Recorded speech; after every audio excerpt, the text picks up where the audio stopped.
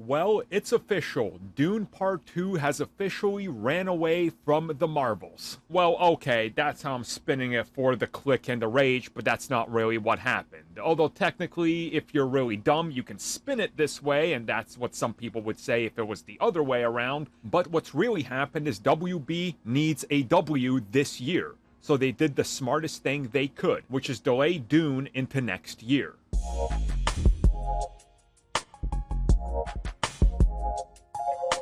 So the previous story in regards to box office this November was that the Marvels would not be getting a IMAX release because WB has a contract and an agreement with IMAX and they were able to secure all the screens. Now this can have a major impact on a film in Hollywood.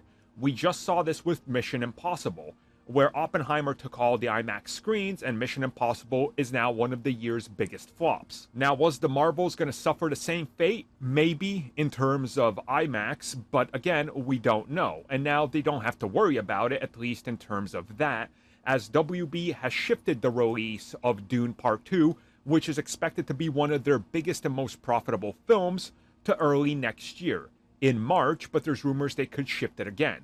This, of course, is due to the fact that the ongoing writer strike and actor strike, but specifically the actor strike, is cited as the important factor here, as they very much want the actors, specifically Timothée Chalamet, to be a part of the marketing because he can rally up all his fangirls. Again, I don't blame them. This is a smart tactic. They're doing the exact smart thing. I also don't blame Marvel for sticking with this date, because they want this film out, because they can't, along with everybody else, start pushing everything back, at least right now, and then next year we got an overloaded spring and summer, which is exactly where we're heading to. Again, so all these films are going to cannibalize each other again next year. The thing I'm looking at here that's really interesting is that now, I mean, the Marvels has the advantage, right?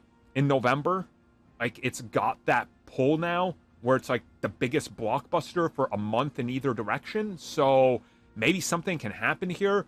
Dune, they were smart to do this because it sounds like that they possibly want a part 3.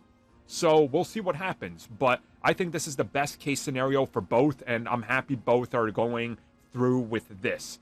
And now nobody has to worry about cannibalizing the other.